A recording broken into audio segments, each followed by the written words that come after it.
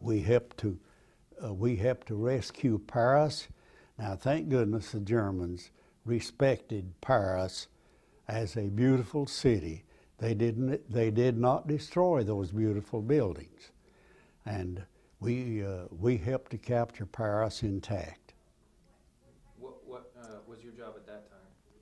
I was a frontline observer for an 81 millimeter mortar squad.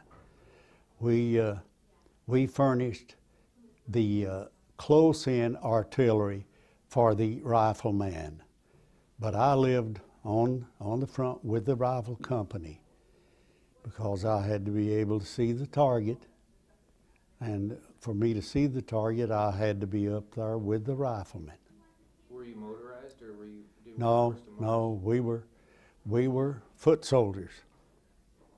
Of course, now making the speed that I indicated we made, we had to have trucks, we had some tanks, but we had armored vehicles. And as I say, in order to keep up the speed that we had to be in vehicles. But, and the Germans didn't really slow us down. How far do you figure you were marching every day on average during that summer? Oh, I would say we were going at least 20 miles per day. Now that's a lot to cover when you're supposed to be shooting at people. But I would say we went 20 miles per day, because in short order we were in Belgium. We had gone through France and cut northwest and we crossed the Meuse River into Belgium, and not long thereafter we were in the Hürtgen Forest in Germany. So you were participating in the fighting in the Hürtgen Forest? Yes. What was that like? I understand that was like different than a lot of other battles. It is amazing. You would see large trees.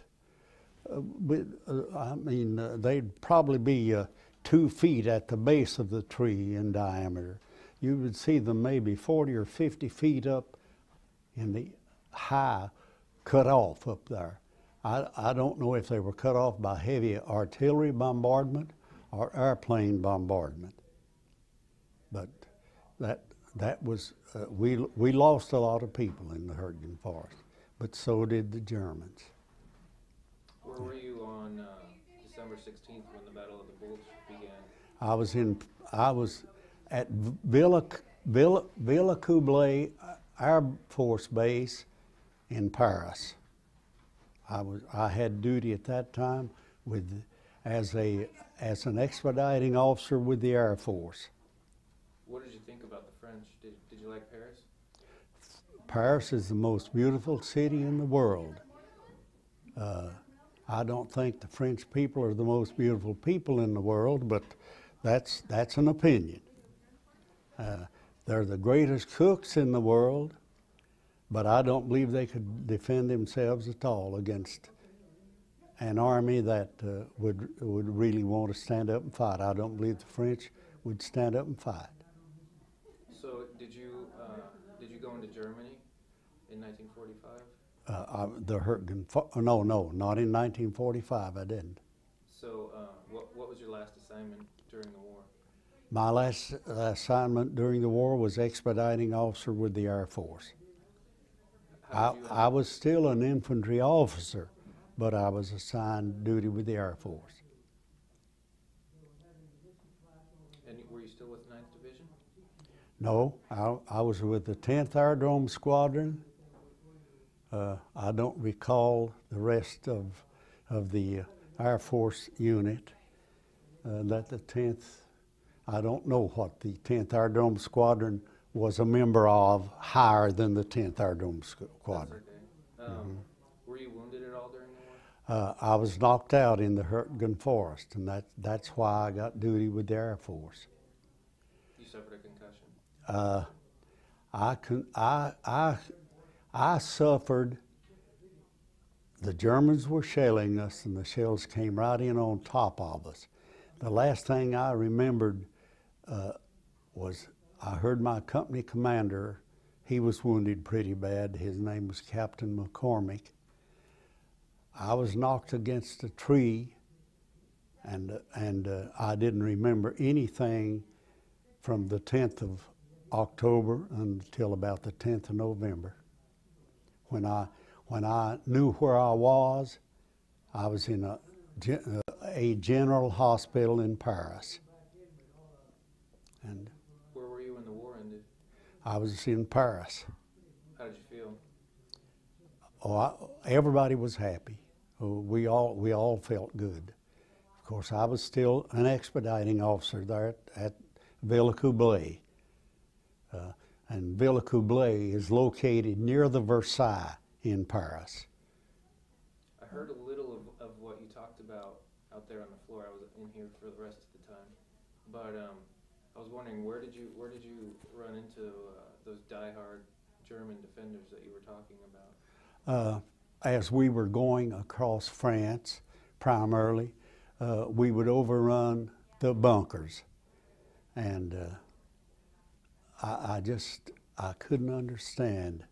There would be 12 to 18 Germans in, and I don't know if you've seen what the fire from the fire. What do you call those things that blows the fire? Flamethrower.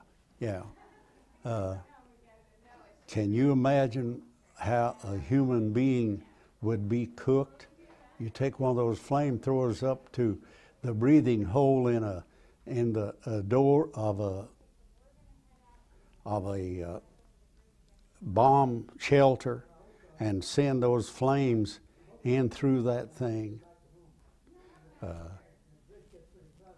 Then we would put an explosive at the door, blow the door off, and we would have to get the dead boys out. And that bothered me worse. That I remember in more detail than anything about the war, is having to drag those poor people out of there when we would. Of course, they didn't know that we wouldn't kill them if we got them out, I guess.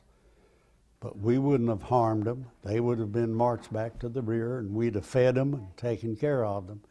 But instead, they chose to stay in there. Sometimes we would drop hand grenades down their breathing pipes when we could find the breathing pipe, because they were shooting at us. And in war, if you don't shoot back, you might not be able to shoot, period. What's the most important thing you think you learned about yourself from all those experiences that you took away from, after you returned to the States? Is just have respect for all human beings. We all ought to feel that way about the other human beings of this world. Just respect the human beings. Of course, now, right now, throughout the world, just about all of the common people like us, but their leaders don't like us. Of course, the reason they don't like us, they can't control us, and they're not going to be able to push their feelings or the way they want to do things onto us. We're not going to allow it. We believe in freedom. Some of those leaders don't believe in freedom. They want their people under their thumbs. That's all we've got time for. Okay. So, thank you so much. That's too